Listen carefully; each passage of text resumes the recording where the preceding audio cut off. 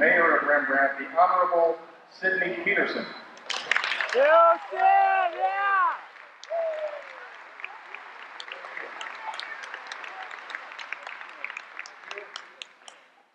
I have a small proclamation to read here pertaining to this event. As mayor of this fair city of Rembrandt, I issue the following proclamation.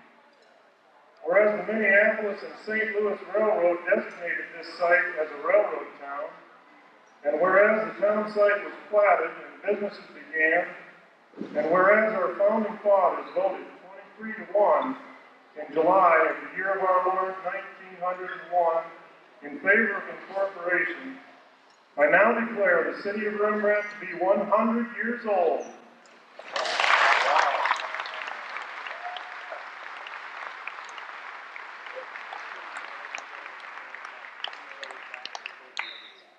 And I further declare that the official centennial celebration shall begin.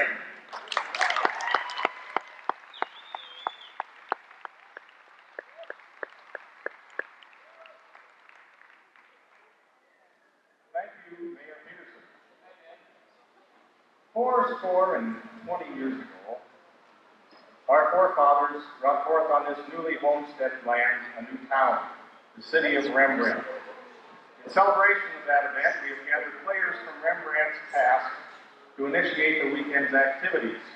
But the past is nothing if not linked with the present and the future.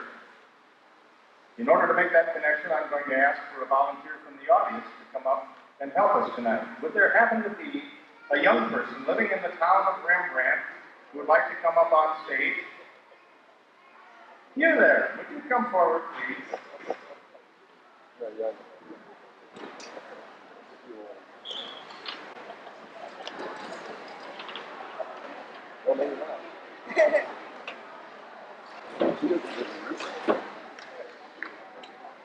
Have a seat. So, what is your name? And how old are you? 16. Where in Rembrandt do you live? I live on the east side of North First Avenue, third house from the north. Well, you're in Outhouse edition then. Would that have been the Edwall place at one time? Yes, I think I've heard that name mentioned before. Well, that house goes way back. It was the Little Sioux Valley Lutheran parsonage in the country. And then in 1918, it was moved to town to the place where it is now. Well, I've never thought about houses having histories. That's only the beginning of what we're going to learn this evening. Let's sit back and enjoy.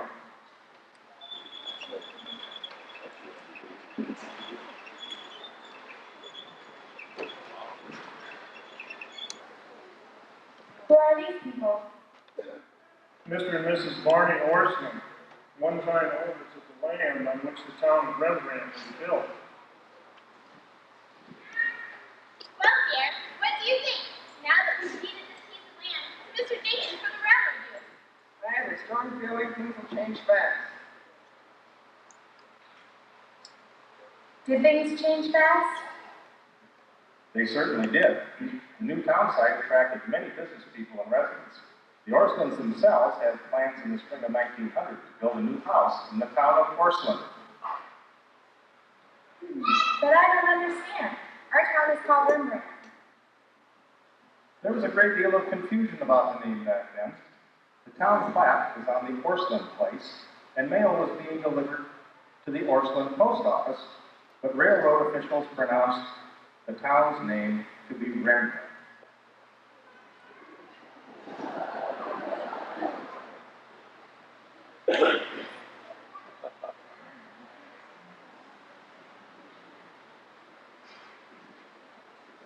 Barney, Martha, it's good to see you.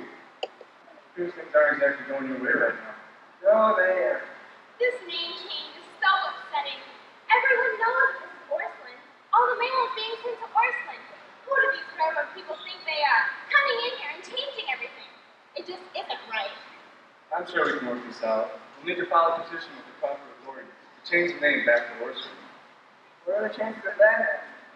Several other railroad town names have already been changed. Remember the new Milwaukee Fonda dispenser line? They originally named their railroad town Memphis. But that was a different railroad company. Our railroad company, the Minneapolis and St. Louis line, had a similar experience in Pennsylvania. People there had called the post office Greenville for nearly 30 years. And the Rembrandt Centennial Town Site Company granted their wish to keep the name Greenville.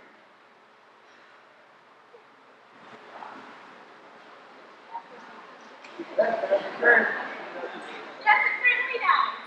The only drawback I can see is that Mr. Jenkins, the man who bought this 112 acres for me, has already sold several deeds to lots, which are legally described as being in Rembrandt.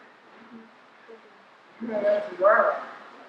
I bought 2 of those lots myself, and last November I finished digging the cellar on them, lots 16 and 17 in block 2. With all these Rembrandt deeds, what chance do we have of getting Orson back to the name of our town? I can't guess at the chances, but I do promise to file a petition with the Butte Vista County Board of Supervisors, changing the name of the town from Rembrandt back to Orson. We'll hope for the best.